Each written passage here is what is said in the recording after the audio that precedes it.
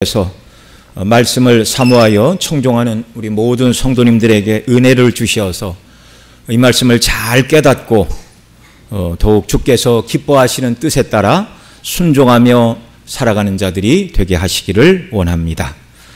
지난주에 우리는 계시록 22장 10절로 15절 말씀을 통하여 이 예언의 말씀을 인봉하지 말라라는 말씀을 상고해 보았습니다. 이 예언의 말씀, 그 계시록의 말씀을 인봉하지 말아야 되는 이유, 덮어놓고 읽지 않고 듣지 않고 이 말씀과 상관없이 살아서는 안 된다 그 말이죠. 계시록의 말씀뿐만 아니라 모든 성경은 항상 우리에게 열려 있어야 되고 우리는 이 말씀을 증거하고 이 말씀대로 순종하는 자들이 되어야 됩니다. 왜냐하면 이 말씀이 성취되는 말세가 이미 시작되었기 때문입니다.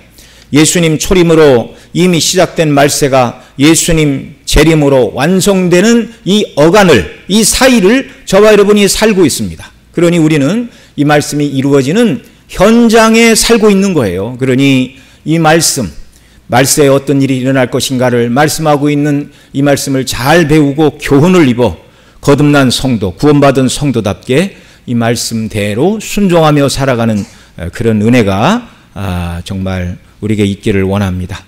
말씀을 읽고 소망하는 자에게 이런 은혜를 주시는 거예요. 네. 자, 구원받은 성도답게 또한 이 말씀을 따라서 의를 행하고 거룩하게 살아야 하겠기에 우리에게 이 말씀은 항상 열려 있어야 하는 것입니다.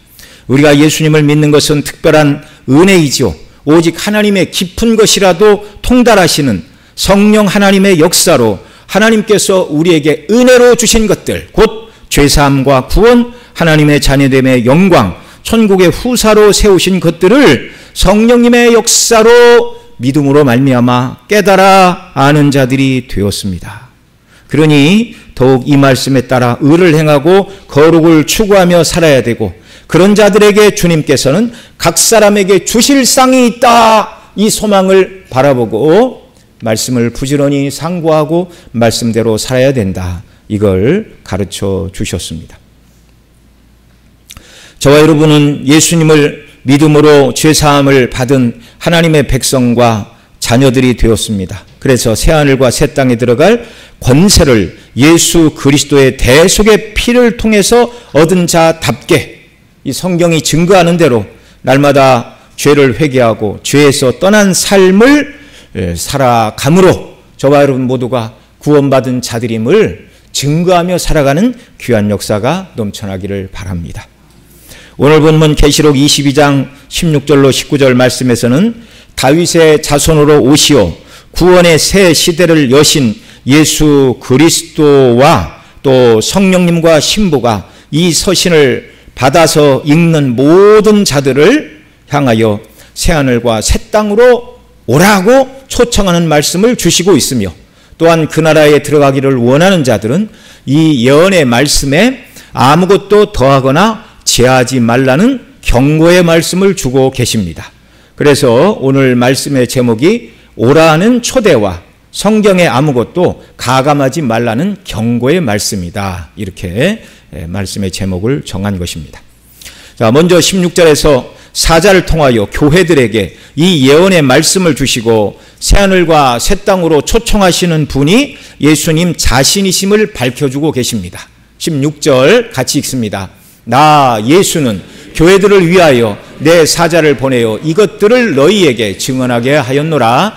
나는 다윗의 뿌리요 자손이니 곧 광명한 새벽별이라 하시더라. 아멘. 여기 예수님께서 사자들에게 말씀을 주신 것은 교회에 증언하라고 주신 것이다, 이렇게 말하고 있습니다. 나 예수는 교회를 위하여 내 사자들을 보내어 이것들을, 내 사자들은 천사들을 말하는 것이죠, 이것들을 너희에게 증언하게 했다. 이 계시록을 시작하면서 이미 1장 1절에 이렇게 말씀했습니다. 예수 그리스도의 계시라, 이는 하나님이 그에게 주사 반드시 속히 일어날 일들을 그 종들에게 보이시려고 그 천사를 그 종 요한에게 보내어 알게 하신 것이라, 이렇게 말씀하고 계십니다.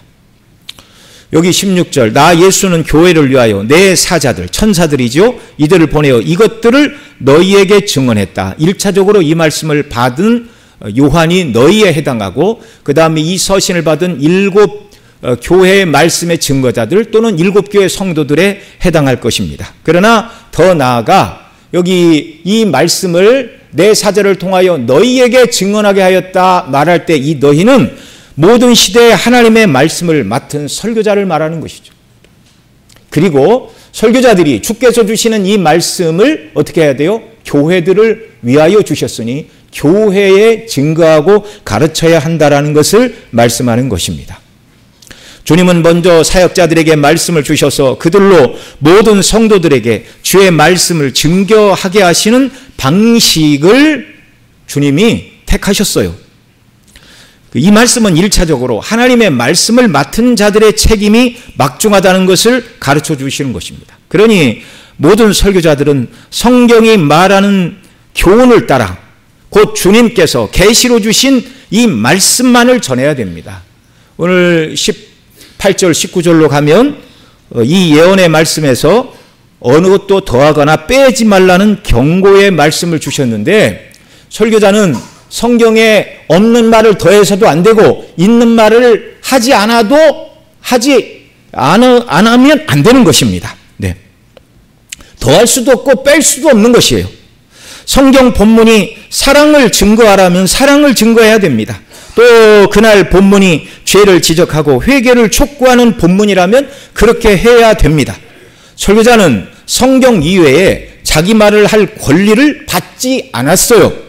만약에 강단에 서서 주님의 몸된 강단에 설교자가 서서 성경이 말하는 얘기를 하지 않고 자기 얘기를 하고 있다면 그 사람은 주의 종이 아닙니다.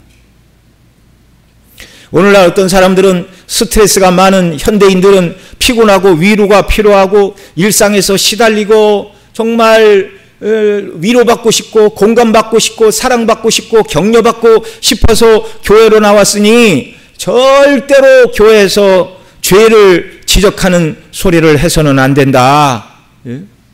그 피곤한 사람들 더 낙심하게 만드는 거 아니냐? 여러분 그건 사람의 생각입니다. 즐거움만 추구하면 영화를 보든가 개그 프로그램을 보면 되겠죠. 그러나 여러분 참된 위로는 어디에 있습니까? 영적인 참된 부흥은 어디에 있습니까?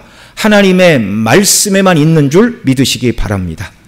주 앞에서 참된 회개를 하지 않았는데 평강을 누릴 수 있다고 말하는 건 다 거짓말이에요. 거짓말. 나에게 기쁨이 없다. 왜 기쁨이 없어요?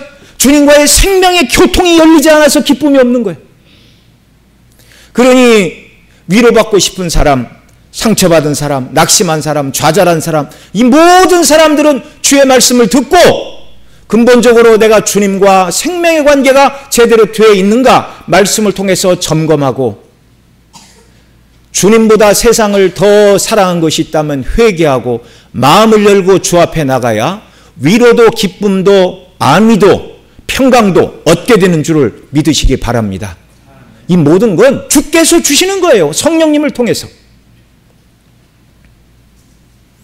우리 성도님들에게 설교자로서 제가 늘 감사한 것은 성경 본문이 말하는 대로 증거하는 말씀에 어느 한 분도 그 너무 참 목사님 현실을 모르고 성경만 그렇게 얘기해서 듣는 우리가 불편합니다. 이렇게 말씀하시는 분이 한 번도 없는 것을 인하여 하나님 앞에 감사합니다. 예. 설교자는 성경대로 증거하고 성도님들은 성경의 모든 말씀을 어떻게 들어야 돼요? 우리 지난주에 배웠죠? 믿음과 결부시켜서 믿음과 화합하여 하나님의 말씀을 들어야 우리 영혼의 유익이 되는 것입니다. 자, 여기 교회를 위하여 사자들에게 먼저 말씀을 주셨다라고 말씀하고 있는데요. 여기 교회를 위하여라는 말이 헬라어로 에피라는 전치사인데 이것이 위하여라는 뜻만 있는 것이 아니라 대항하여라고도 번역이 되는 단어입니다. 그래서 일부 교인들이 하나님 말씀에 순종하지 않으려 하니 그들을 대항하여 바른 말씀을 증거하도록 이 말씀을 주신다. 그런 의미이기도 해요. 이를테면 우상 숭배를 하지 말라는 것은 신구약 성경의 동일한 가르침입니다. 성도는 오직 한 분 하나님만 섬겨야 됩니다. 그런데 7 교회 중에 버가모 교회는 발람의 교훈을 따르는 니골라당의 교훈을 따르는 자들이 있다고 경고하셨습니다. 에베소 교회도 니골라당이 찾아왔는데 에베소 교회는 그들을 쫓아냈어요. 그래서 칭찬을 받았죠. 그런데 두아디라 교회를 향해서는 자칭 선지자라는 여자 이세벨을 용납했다고 책망하신 말씀이 바로 하나님의 말씀에 순종하지 않는 자들을 대항하여 바른 교훈을 가르쳐 주시는 말씀입니다. 그러니까 주께서 우리에게 주신 말씀은 진리를 가르치실 뿐만 아니라 진리를 떠난 저와 여러분이 바른 길을 가도록 성도를 책망하는 말씀이기도 하다는 것입니다. 16절에서 말씀의 사역자들을 통하여 교회에 이 말씀을 증언하게 하신 예수님 자신을 주께서 두 가지로 소개하고 계세요. 16절 한 번 더 읽죠. 나 예수는 교회를 위하여 내 사자를 보내어 이것들을 너희에게 증언하게 하였노라. 나는 다윗의 뿌리요 자손이니 곧 광명한 새벽별이라 하시더라. 예수님이 당신을 소개하는 두 가지 내용, 하나는 다윗의 뿌리요 자손이라는 것과 또 하나는 예수님이 광명한 새벽별 되신다는 것을 말씀해 주고 계십니다. 자, 먼저 주님께서는 자신을 다윗의 뿌리요 자손이라고 하십니다. 다윗의 뿌리라는 말은 다윗의 근원도 되시고 다윗의 후손으로도 해석될 수 있는 말이에요. 성경에 이 두 가지 해석이 다 가능하도록 되어 있습니다. 자, 뿌리라는 말을 근원으로 해석을 하면 예수님은 다윗이 존재하도록 근원이 되신 창조주이시고 그를 구원하신 구주라는 말씀입니다. 그런데 그런 분이 동시에 다윗의 자손으로 오셨다는 말이에요.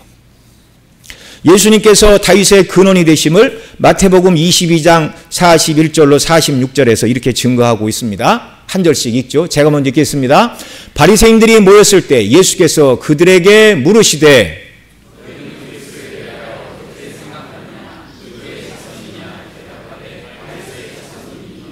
이르시되 그러면 다윗이 성령에 감동되어 어찌 그리스도를 주라 칭하여 말하되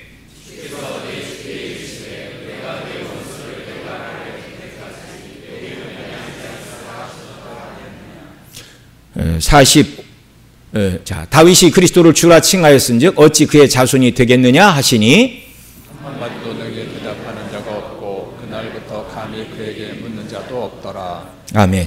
자, 여기 42절에서 바리새인들에게 예수님이 물으셨어요. 그리스도가 누구의 자손이냐? 그러자 그들이 다윗의 자손입니다. 대답했죠.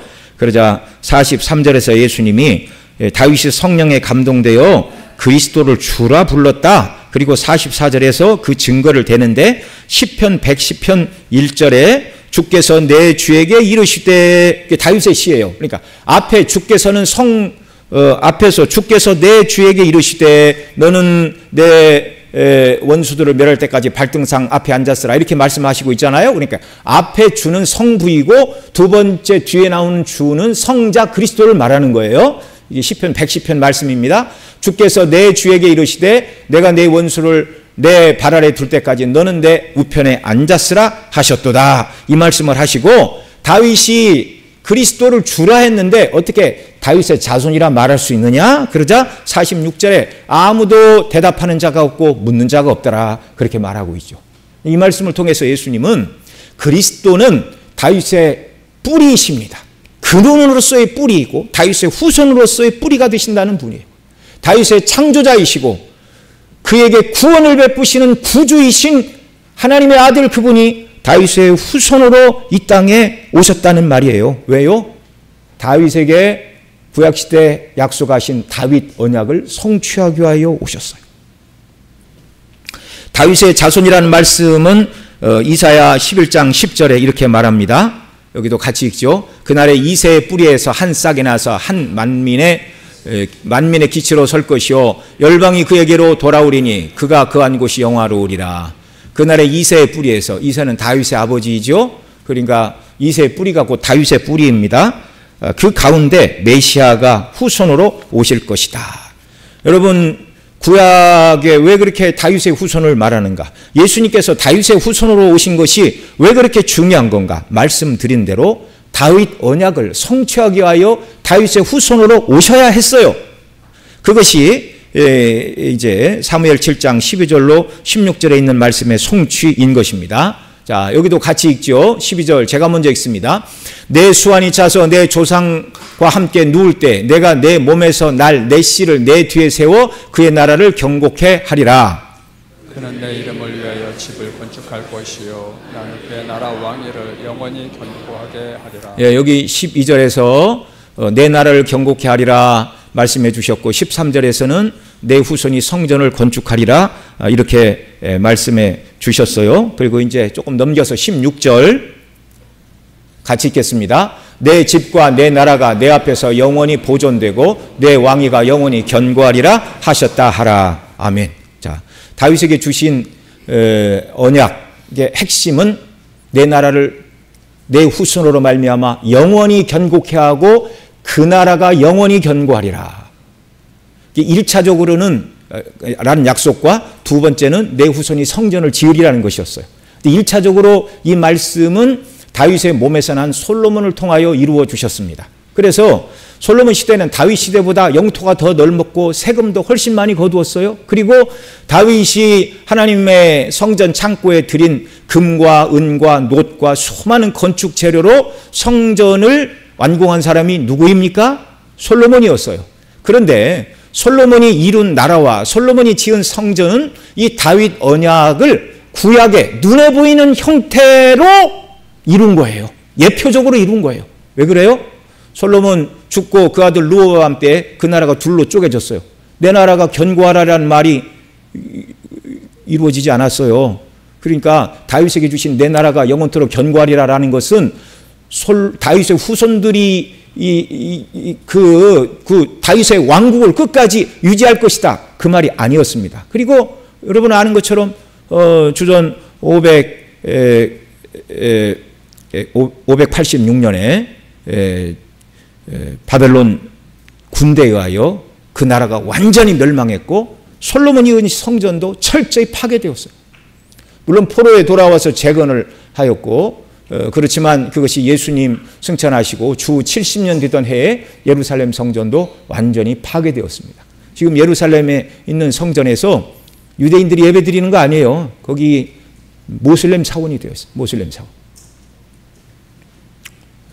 여러분 예수님께서 말씀하신 다윗의 나라는 그리스도의 나라를 말하는 거예요.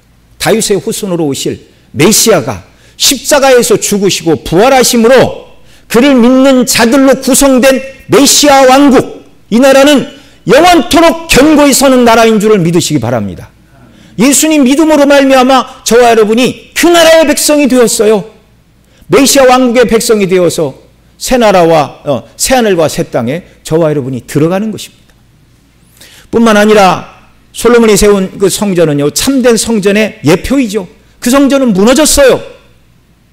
그게 하나님이 세우실 영원한 성전이라면 절대 무너져서는 안 되는 거예요. 우리 출애굽기의 말씀을 통하여 다 배웠죠. 구약의 모세가 지은 성막, 솔로몬이 지은 성전은 참된 성전이신 그리스도의 예표입니다. 그리스도 안에서 성전된 저와 여러분의 예표이고 진짜 성전은 새 예루살렘, 새 예루살렘. 여러분 성전의 의미가 뭐예요? 하나님과 백성이 함께 만나는 곳이죠. 네. 그러니까 하나님께서 말씀하신 제사 방식에 따라 죄인들이 제물을 가지고 와 죄를 고백하고 내가 죽어야 되는데 제물이 죽습니다. 그리고 대속죄에 이르는 제사장이 지성소에 그 피를 가지고 들어가 속죄의 피를 뿌리고 하나님의 사죄의 은총을 받고 다시금 1년간 하나님의 긍휼을 베푸시는 애, 이게 해마다 반복이 되었어요. 왜 그래요? 영원한 성전, 영원한 제사가 아니었기 때문에. 그런데 영원한 성전 되신 그리스도, 영원한 제물 되신 그리스도가 완전한 제물을 드리심으로 우리가 오늘 교회 나올 때 소나 양 끌고 나오지 않았습니다. 그리스도 안에서 하나님을 만나는 거예요. 그리스도 안에서 하나님 우리를 만나주시고 우리 죄를 용서하시고 우리를 자녀 삼으시고 우리에게 복을 주시고 천국의 후사로 삼으셨습니다. 예수 그리스도만이 하나님과 죄인이 만나고 화목하고 하나님이 그 백성에게 복을 주시는 진정한 의미의 참 성전이심을 믿으시기 바랍니다. 예수님께서 내가 다윗의 뿌리요 자손이다 라는 그 말씀은 내가 다윗의 언약을 성취한 바로 그 메시아다, 이 말씀을 다시 하고 계시는 거예요.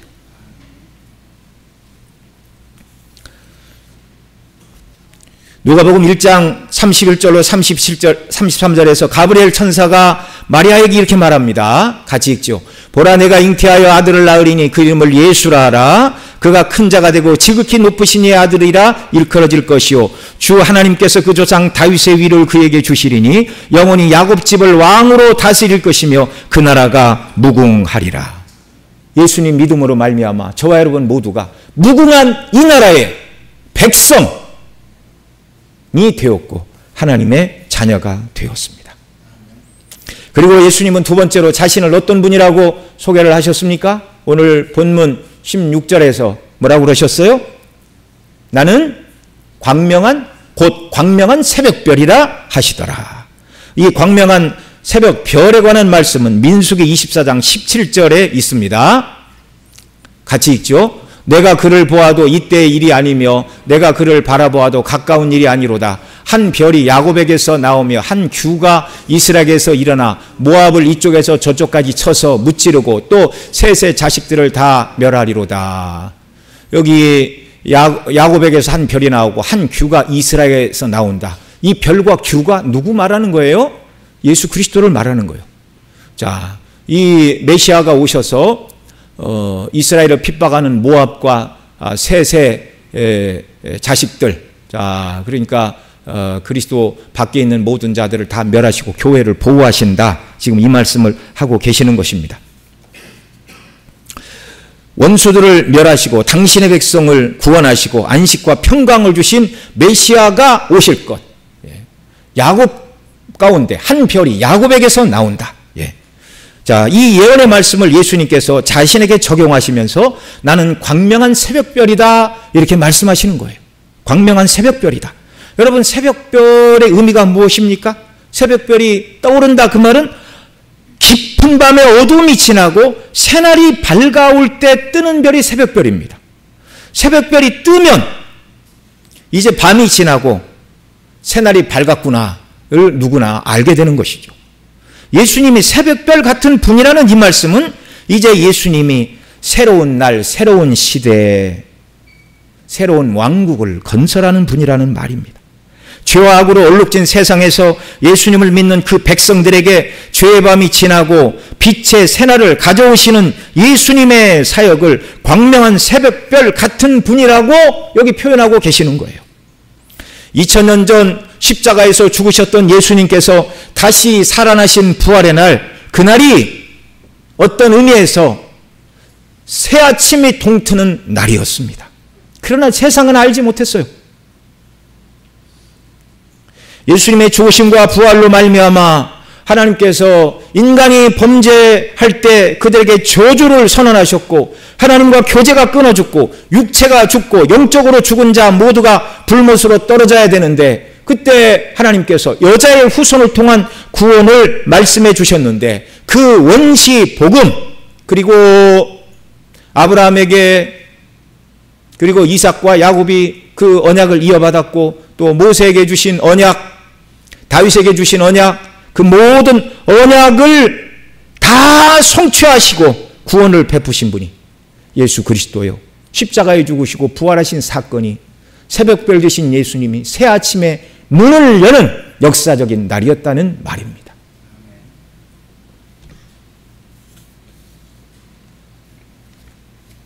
예수 그리스도께서 죽으시고 무덤에서 부활하심으로 새로운 구원의 날을 성취하신 예수 그리스도를 믿는 자들은 이제 불과 유황이 타는 못이 아니라 새하늘과 새 땅의 백성이 되는 자격을 갖추게 되었습니다. 새로운 나라의 백성이 되는 은혜를 광명한 새벽별 되신 예수 그리스도가 가지고 오셨어요. 그분을 모든 믿는 자들에게 어둠은 다 지나갔는 줄 믿으시기 바랍니다. 죄와 사망과 지옥의 권세는 끝이 났고 이 예수님 믿는 자들에게 영원한 영광의 날을 가지고 오셨어요. 뿐만 아니라 예수님 믿는 자들은 죄악된 본성이 요구하는 대로 굴복하는 옛사람이 아닙니다. 새 나라에 속한 자들이 되었어요.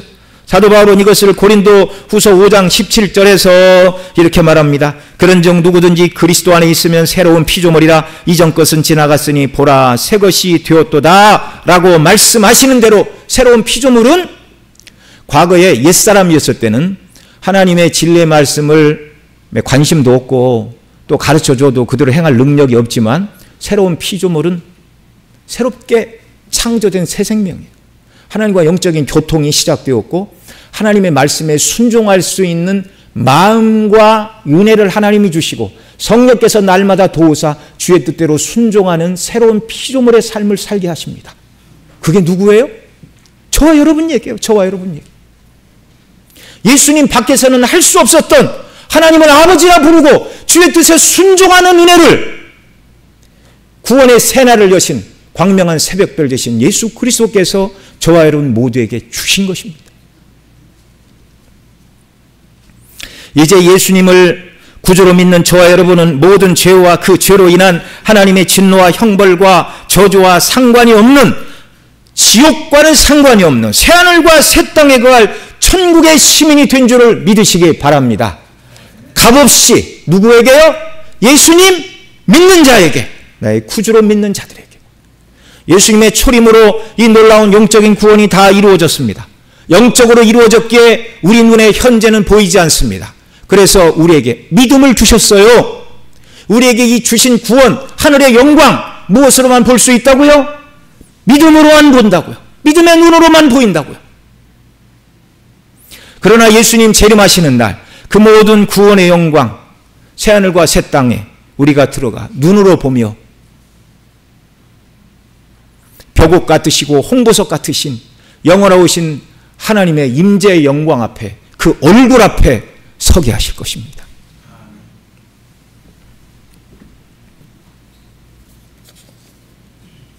이 주님께서 예수님 믿어 이미 구원 얻은 저와 여러분들에게 이 계시록의 말씀을 주시면서 우리의 눈을 열어주시고 있어요. 우리의 귀를 열어주시고 있어요. 자, 너희가 받은 구원, 다윗의 후손으로 와서 그 모든 십자가에 죽고 다시 살아나는 일로 말미암아 구약의 모든 언약을 성취하시고 새 언약을 이루신 예수 그리스도께서 죄와 어둠과 상관이 없는 생명의 나라, 영광의 나라, 하나님 앞에 서는 새로운 날, 새로운 구원을 주는 광명한 새벽별이라는 것을 우리 주님이 말씀하시면서 이 놀라운 말씀을 받았으니 이제 너희가 어떻게 살아야 마땅하냐. 세상에 예수님을 믿는다는 이유로 너희들을 핍박하고 고난을 가하는 것, 이 영광을 바라보고 이겨야 된다. 또 음녀 바벨론이 세상에 음행의 잔을 내어 밀고 나와 함께 이 잔을 마시고 세상의 물질과 명예를 가지고 한번 살아보자. 세상의 부를 가지고 사치하여 사치가 주는 쾌락을 누리며 한평생 행복하게 살아보자라고 세상 유혹으로 유혹할 때 이것을 이기라는 것입니다. 우리의 눈이 열려 하늘의 영광을 바라볼 때 세상이 별것 아닌 것을 알게 되는 거예요. 이 영광의 나라로 들어갈 소망을 가지고 살라고 부르시는 거예요. 주님이 오라 오라, 이 영광의 나라를 바라보고 좌로나 우로나 치우치지 말고 다른 길로 방황하지 말고 곧장 하늘을 향하여 새하늘과 새 땅으로 난 대로로 반드시 걸어오라. 또한 이 영광스러운 구원의 말씀을 듣고 구원받아야 될, 아직 택함을 받았지만 아직 교회를 통하여 복음을 듣지 못한 사람들을 교회를 통하여 이 말씀을 증거하여 그들도 오게 하라라는 말씀입니다. 그래서 이 말씀을 주셨어요. 17절의 말씀은 다윗의 자손이요 광명한 새벽별 되신 예수님의 말씀을 받은 성령과 신부된 교회의 반응입니다. 자, 17절 같이 읽지요. 성령과 신부가 말씀하시기를 오라 하시는도다. 듣는 자도 오라 할 것이요 목마른 자도 올 것이요 원하는 자는 값없이 생명수를 받으라 하시더라. 다윗의 후손으로 오시어서 십자가에서 죽으시고 부활하심으로 이루신 그 나라의 영원한 왕이 되시고 믿는 자들에게 죄와 사망, 지옥 형벌과 상관없는 새날, 새 영광의 날을 가져다 두시는 광명한 새벽별 되신 예수님의 약속의 이 모든 말씀을 받고 성령과 신부는 오라고 초청하고 있습니다. 여기 신부는 어린 양의 혼인잔치에 초대를 받은 천상의 교회를 일컫는 표현이죠. 성령께서 이들을 감동하사 성령의 감동 가운데 이미 구원받은 하늘에 있는 천상의 교회, 곧 그리스도의 신부들이 지상의 성도들을 향하여 오라! 이렇게 말하고 있는 거예요. 오라! 또한 아직 구원받지 못한 자들을 향하여 예수님 믿고 새하늘과 새 땅의 소망으로 살라는 초청의 말씀이에요. 오라, 이 영광의 나라로. 어디로요? 새하늘과 새 땅으로. 여기 17절에서 오라는 말을 4번 반복하고 있습니다. 성령의 감동을 받은 신부, 곧 승리한 교회가 지상에 전투하는 교회를 향하여 오라고 외청합니다. 이 말씀이 성령과 신부가 말씀하기를 오라 하시는도다라는 말씀이고요. 이미 믿는 성도들에게 이 하늘의 소망을 가지고 끝까지 말씀드린 대로 고난과 핍박과 싸워 이기고 세상의 유혹에 굴복하지 말고 이 영광의 나라를 바라보고 이 영광의 나라를 초점으로 두고 더욱 주님께 가까이 나오라. 새하늘과 새 땅을 향하여 힘을 다하여 믿음의 경주하라라는 말씀입니다. 그 다음에 듣는 자도 오라 할 것이요, 이렇게 말합니다. 여기 듣는 자는 이 말씀을 듣는 교회를 말하는 거예요. 자, 이 땅의 교회가 이 복음의 말씀을 깨닫고 나서 아직 구원받지 못한 세상 사람들을 향하여 오라라고 외칠 것입니다. 그 말이 그 표현이에요. 성령과 신부가 말씀하시기를 오라. 그러니까 천상의 교회들이 지상의 교회를 향하여 오라, 그렇게 말씀하고 이 진리를 깨달은 지상의 교회들을 듣는 자들이라고 말하고 있어요. 이 듣는 자들도 오라 할 것이요. 자, 지상의 교회는 누구를 향하여 오라고 말한다고요? 그리스도 밖에 있는 자들에게. 그러니까 이 말씀은 하늘의 산 소망을 가진 저와 여러분이 이 말씀을 모르는 불신자들에게 나가서 전해야 된다는 말씀이에요. 선교적인 사명을 주시는 말씀입니다.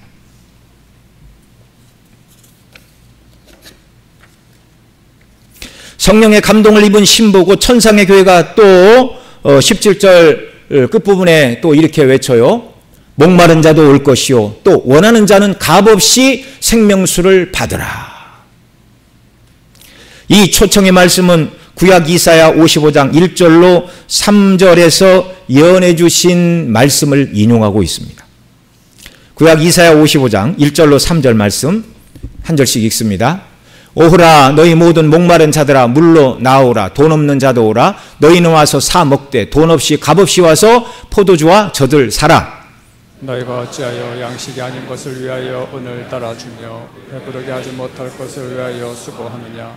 내게 듣고 들을지어다. 그리하면 너희가 좋은 것을 먹을 것이며 너희 자신들이 기름진 것으로 즐거움을 얻으리라. 3절 같이 읽습니다. 너희는 귀를 기울이고 내게로 나와 들으라. 그리하면 너희 영혼이 살리라. 내가 너희를 위하여 영원한 언약을 맺으리니 곧 다윗에게 허락한 확실한 은혜니라. 아멘. 여기 이 말씀은요, 구원받기를 원하는 자는 주께 오기만 하면 돈 없이 값 없이 물도 주시고 포도도 주시고 우유도 주신다, 이렇게 말씀하고 있어요. 먼저 값없이 돈 없이 무엇을 사라고 하십니까? 물을 사라고 하십니다. 물은 인간 생명 그 자체입니다. 신체의 70% 이상이 물이라고 그러죠. 수분이 2% 부족하면 그때부터 사람이 갈증을 느낍니다. 구약시대에 죄에 빠진 이스라엘 백성들에게 하나님께서 비를 주시지 않으셨어요. 이것은 너희가 하나님의 생명에서 떠난 자들이다. 너희가 육신의 양식이 없으니 배고프고 목마르고 곰핍하지 너희의 참된 만족은 내게로 돌아오는 것이다. 이걸 가르쳐 주시기 위하여 범죄한 백성들에게 주께서는 물을 주시지 않으신 것입니다. 하나님께서는 물 곧 생명을 은혜로 주십니다. 여러분, 참된 생명은 돈으로 사는 게 아니에요. 오직 은혜로 믿음으로 받는 것입니다. 많은 황금을 들여야 구원을 받는다면 인생 중에 몇 사람이나 구원을 받을까요? 구원을 받으려면 모든 역사 속에 기념될 만한 의를 행하고 선한 일이 있어야 된다라고 하나님께서 구원의 기준을 제시했다면 누가 그 구원의 기준을 통과하고 천국에 들어가겠습니까? 구원은 값없이 베풀어 주시는 은혜예요. 또한 값없이 포도주를 사라고 하십니다. 시편 104편 15절에 포도주는 기쁨의 상징입니다. 이렇게 말했어요. 같이 읽겠습니다. 사람의 마음을 기쁘게 하는 포도주와 사람의 얼굴을 윤택하게 하는 기름과 사람의 마음을 힘있게 하는 양식을 주셨도다. 자, 여기 포도주의 용도가 뭐라고요? 사람의 마음을 기쁘게 하는 것이다. 주께 나와 값없이 돈 없이 물을 사라. 생명의 양식, 구원을 받으라. 그 말이고요. 포도주를 사라. 그 말은 주님께 나와 구원받은 자들에게 주시는 기쁨을 받으라는 거예요. 돈 없이 값없이. 참된 만족과 기쁨이 어디에 있습니까? 예수님 믿고 죄사함 받은 심령 속에만 부어주시는 거예요. 또한 값없이 돈 없이 우유를 사라고 하십니다. 베드로전서 2장 2절에서 이렇게 말해요. 여기도 같이 읽죠. 갓난 아기들같이 순전하고 신령한 젖을 사모하라. 이는 그로 말미암아 너희로 구원에 이르도록 자라게 하려 함이라. 자, 여기서 우유는 영적인 양식이죠. 여러분, 영생, 생명, 값없이 은혜로, 물이 상징하는 영생, 값없이 은혜로, 기쁨이 상징하는 포도주, 역시 값없이 은혜로, 그 다음에 또 살아갈 모든 양식도, 우유도 은혜로 값없이 주십니다. 새하늘과 새 땅에 저와 여러분이 은혜로 구원받아 새 생명 얻어 들어가게 되었어요. 그 나라에서 저와 여러분은 생명수 샘물을 마시며 그것이 하나님 아버지와 예수 그리스도와의 교제 속에서 주시는 참된 만족과 기쁨의 풍성한 복락이라고 그랬죠. 그것도 뭘로 주신다고요? 은혜로 주신다고요. 은혜로. 예, 그 다음에 하나님 나라에서 우리가 영원히 사는 양식, 생명나무 열매, 그거 우리 돈 주고 사지 않아요. 은혜로 주셨어요. 천국에 들어가는 구원의 은혜도, 구원도 은혜요. 하나님과 교제하며 주시는 기쁨, 포도주를 맛보는 기쁨도 은혜로 주신 것이고, 영원토록 사는 양식인 생명나무 열매도 은혜로 거저 받습니다. 주 앞에 나오는 자들 모두가. 여러분, 이게 얼마나 영광스러운 일이에요. 제가 지난 금요일인가 그런 얘기를 했습니다. 서울에서 가장 가까운 최고의 골프장이 있다면 회원권이 저는 얼마인가 모르겠어요. 그런데 이게 그래서 비수기는 모르지만 성수기에는 회원권 없으면 거기 입장도 안 시킵니다.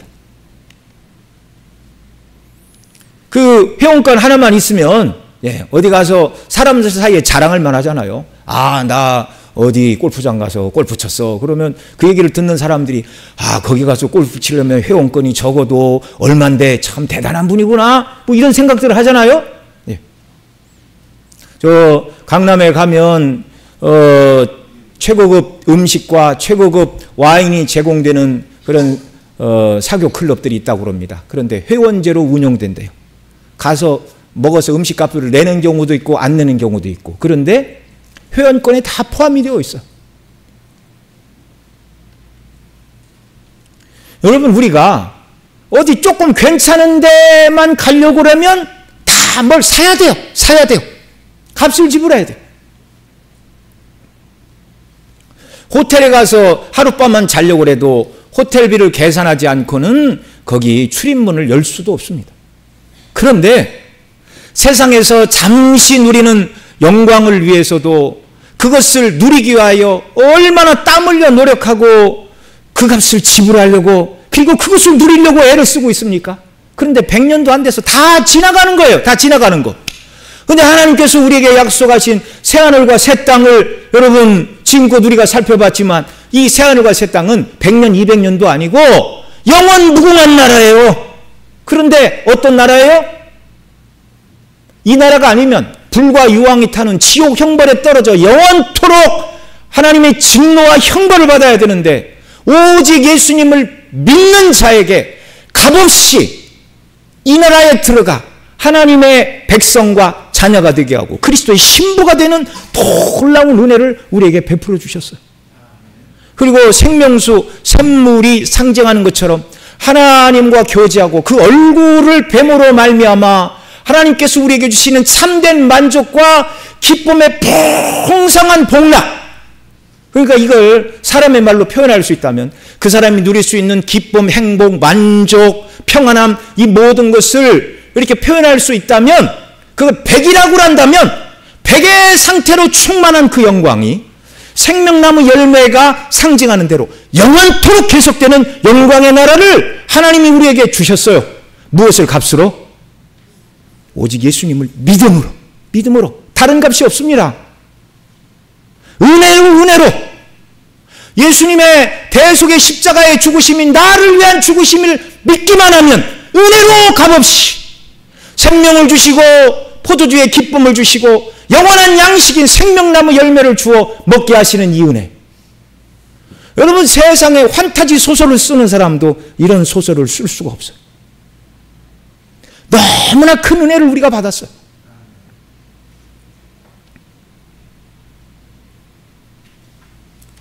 세상 사람들은 어떻게 그렇게 값비싼 것을 은혜로 공짜로 받을 수 있느냐? 말도 안 된다.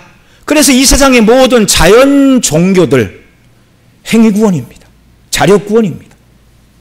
지성이면 감천이고 공든탑은 무너지지 않는다. 그러나 성경은 말해요. 하나님은 말씀하십니다. 아니, 구원은 그렇게 얻지 못해. 왜요? 범죄하고 타락한 아담의 후손들은 태어날 때부터 하나님의 뜻대로 순종할 능력이 없어요. 전적으로 부패하고 타락했어요. 지난주에 말씀을 드린 대로 표범의 그 반점을 구서인이 피부를 희게 할 수 있을진데 악에 익숙한 너희도 선을 행할 수 있으리라. 로마서 3장이 말하는 대로 의인은 없나니 하나도 없다. 다 치우쳐 무익하게 되고 악을 행할 뿐이다. 안 돼요, 사람은. 그래서 하나님께서 그 아들을 우리에 내어주신 거예요. 사랑의 하나님께서. 너희들이 영원한 지옥 아니면 영원한 천국밖에 없는데 그래, 어디 가기를 원하느냐? 당연히 천국이죠. 어떻게 갈 수 있습니까? 너희들의 힘으로는 안 된다. 내가 보낸 예수 그리스도, 너희들의 죄를 담당한 예수 그리스도, 그분을 믿어라. 그분을 믿어라.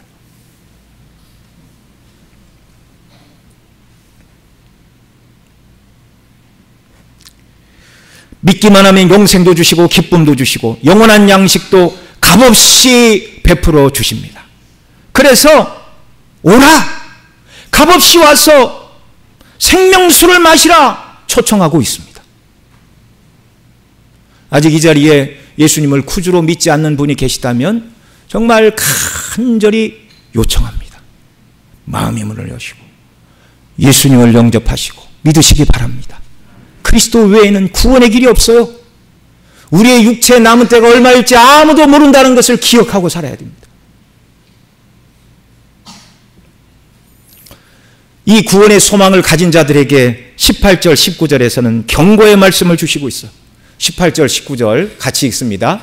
내가 이 두루마리의 예언의 말씀을 듣는 모든 사람에게 증언하노니 만일 누구든지 이것들 외에 더하면 하나님이 이 두루마리에 기록된 재앙들을 그에게 더하실 것이요 만일 누구든지 이 두루마리의 예언의 말씀에서 제하여 버리면 하나님이 이 두루마리에 기록된 생명나무와 및 거룩한 성의 참여함을 제하여 버리시리라. 아멘. 우리 주 예수 그리스도의 경고의 말씀입니다. 이 예언의 말씀에 무엇을 더하지도 말고 제하지도 말라, 빼지도 말라. 무엇을 더하면 어떻게 하신다고요? 이 예언의 말씀에 기록된 재앙을 더하시고 이 말씀에 무엇을 빼면 어떻게 하신다고요?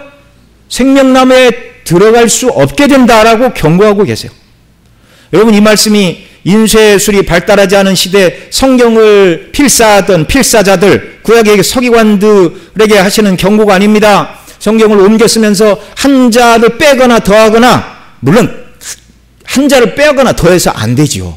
그러니까 인간이 연약해서 실수하니까 이렇게 예를 들어서 이렇게 소문자로 이렇게 썼는데 그 후대 사람이 그것을 여기 끝난 게 아니라 조금 이렇게 갔으니까 이렇게 쓴 건가? 이렇게 해서 오타는 쓸 수도 있어요.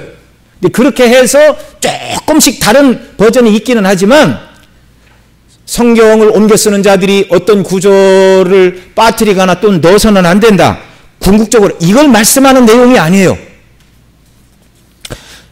18절, 19절 얘기는 하나님의 말씀에 무엇을 더하거나 빼지 말라는 거예요. 가감하지 말라는 것입니다. 그런데 성경 말씀에 무엇을 가감하지 말라는 것은 이미 모세 시대 주신 말씀이에요. 신명기 4장 2절에서 이렇게 말합니다. 내가 너희에게 명하는 이 말씀을 너희는 가감하지 말고 내가 너희에게 내리는 너희 하나님 여호와의 명령을 지키라. 4장 2절인데 그 다음 3절 말씀이 바알 부올에서 우상 숭배를 해서 수많은 사람이 죽은 사건을 말하고 있습니다. 여러분, 성경 해석의 원리가 그 구절에서, 그 다음에 그 근저 문맥에서, 앞뒤 구절에서, 그 문단에서, 그 성경에서, 그리고 그 성경에서 해석이 안 되면 성경 전체에 비춰 해석을 하는 거예요. 이게 성경 해석의 기본입니다. 그러니까 어디 한 구절이 무슨 말을 했으면 그 앞뒤를 봐야 돼요. 그 말이 무슨 말인가. 가감하지 말라고 모세가 말하고 바로 이어서 한 말이 바알 부올에게 우상 숭배했던 사건을 말하고 있습니다. 이미 하나님께서 우상 숭배하면 안 된다고 말씀을 해 주셨잖아요. 우상 숭배를 하는 것이 하나님 말씀에 무엇을 더하거나 빼는 행위라는 거예요. 그 다음 신명기 12장, 여기는 읽습니다. 12장 32절에서 이렇게 말해요. 같이 읽습니다. 내가 너희에게 명하는 이 모든 말을 너희는 지켜 행하고 그것에 가감하지 말지니라. 그리고 앞 뒤에 가감하지 않는 게 무엇인가를 말해주고 있어요. 이 구절 바로 앞에 있는 신명기 12장 29절로 32절 1절 같이 읽습니다. 내 하나님 여호와께서 내가 들어가 쫓아낼 그 민족들을 내 앞에서 멸절하시고 내가 그 땅을 차지하여 거기에 거주하게 하실 때에 너는 스스로 삼가 내 앞에서 멸망한 그들의 자취를 밟아 올무에 걸리지 말라. 또 그들의 신을 탐구하여 이르기를 이 민족들은 그 신들을 어떻게 섬겼는고 나도 그와 같이 하겠다 하지 말라 라고 주신 그 다음 31절 내 하나님 여호와께서 내가 그와 같이 행하지 못할 것이라. 그들은 여호와께서 꺼리시며 가증히 여기시는 일을 그들의 신들에게 행하여 심지어 자기의 자녀를 불살라 그들의 신들에게 드렸느니라. 그리고 주신 말씀이 내가 너희에게 명하는 이 모든 말씀을 너희는 지켜 행하고 이것에 가감하지 말라 이렇게 말씀하시고 이 다음 구절인 신명기 13장에 가서 이렇게 말합니다. 13장 1절부터 또 같이 읽습니다. 너희 중에 선지자나 꿈꾸는 자가 일어나서 이적과 기사를 내게 보이고 그가 내게 말한 그 이적과 기사가 이루어지고 너희가 알지 못하던 다른 신들을 우리가 따라 섬기자 말할지라도 너는 그 선지자나 꿈꾸는 자의 말을 청종하지 말라. 이는 너희 하나님 여호와께서 너희가 마음을 다하고 뜻을 다하여 너희 하나님 여호와를 사랑하는 여부를 알게 하라사 너희를 시험하심이니라. 가감하지 말라는 말씀 앞뒤로 우상 숭배에 대한 경고가 주어지고 있어요. 그러니까 이 예언의 말씀에 무엇을 더하는 자는 누구냐면 우상 숭배를 경우에 따라 할 수도 있지 이렇게 말하는 자가 성경 말씀에 무엇을 더하는 자이고 이 말씀에 무엇을 빼는 자는 우상 숭배를 행한다고 꼭 형벌을 받는 것은 아니야 라고 말하는 자들이 예언의 말씀에서 무엇을 빼는 자들이에요.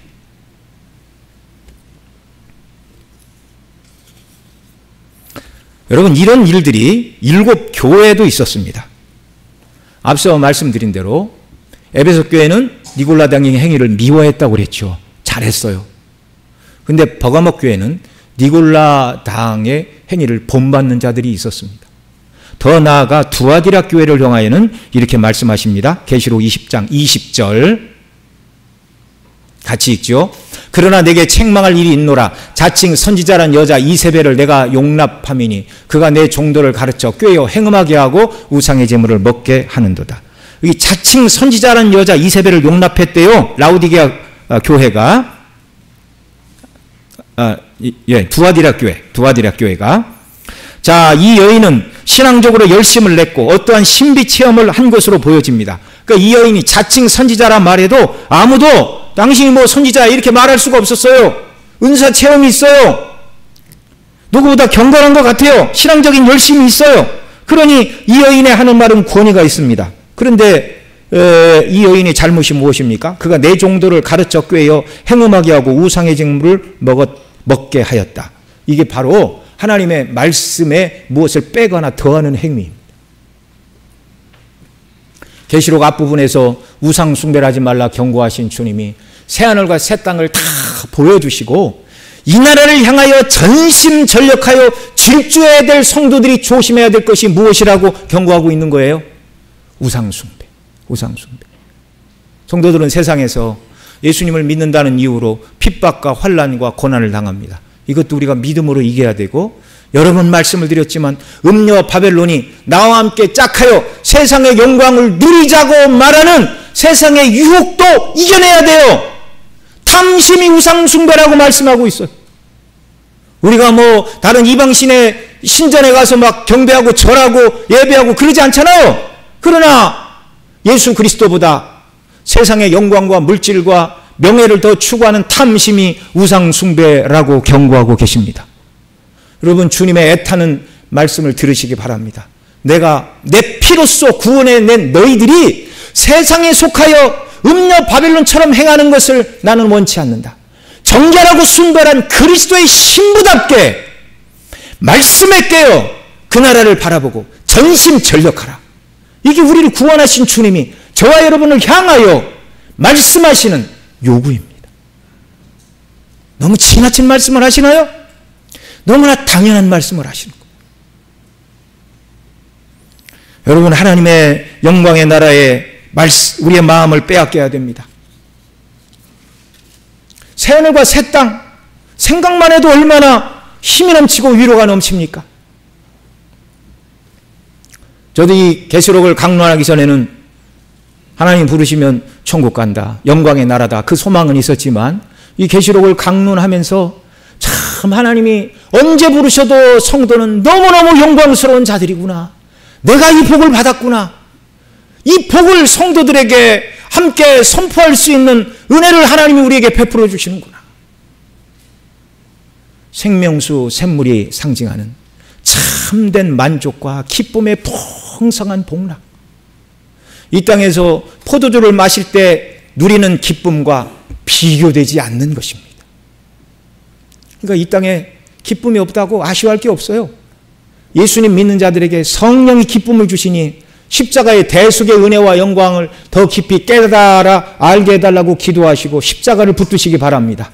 이때 기쁨을 주시고, 하늘에서 누리는 기쁨은요, 이 땅에서 누리는 기쁨과 비교할 수 없는 기쁨이라고 말씀을 드렸죠. 그 완전한 기쁨이 영원토록 계속되는 이 영광의 나라, 이 나라를 바라보시고 이 나라를 향하여 오라는 주님의 초대 음성에 순종하고 하나님의 말씀에 아무것도 가감하지 말라, 그리스도보다 다른 것을 더 사랑하지 말고 순결하고 정결한 그리스도의 신부로 살라는 이 주님의 말씀대로 살아감으로 우리가 천국 백성임을 주 앞에 드러내며 믿지 않는 사람들에게 광포하며 복음을 전하며 살아가는 저와 여러분 모두가 되시기를 간절히 소원합니다. 우리 다 함께 기도하겠습니다. 들은 말씀 붙들고 기도합니다. 사랑하시는 아버지 하나님, 고맙고 감사합니다. 하나님께서 정말 그리스도 예수께서 그 사자들을 통하여 이 말씀을 우리에게 주셨습니다. 구원의 말씀입니다. 다윗의 후손으로 오신 예수 그리스도, 정말 그분이 다윗의 언약을 다 이루어 주셨습니다. 죽으시고 부활하심으로 말미암아 구속을 이루어 주셨습니다. 그 예수님을 믿는 자들에게 새로운 아침을 허락하시는 광명한 새벽별 되시는 예수님입니다. 예수님 믿는 자들은 옛사람이 지난 새로운 피조물이 되었습니다. 죄와 지옥과 형벌과 상관없는 천국의 백성이 되었고 하나님의 자녀가 되었고 영생을 누릴 자들로 우리를 불러주셨습니다. 이 소망을 가진 자답게, 생명수 샘물을 마실 자답게 하나님의 말씀에 아무것도 가감하지 말고, 곧 우상 숭배에 빠지지 말고, 탐심에 빠지지 말고, 믿음으로 온전히 예수 그리스도와 하나님 아버지만 사랑하며 바른 믿음의 길을 가는 저희들이 되도록 은혜를 더하여 주시고 축복하여 주시옵소서. 존귀하신 우리 구주 예수님의 이름으로 기도드리옵나이다. 아멘.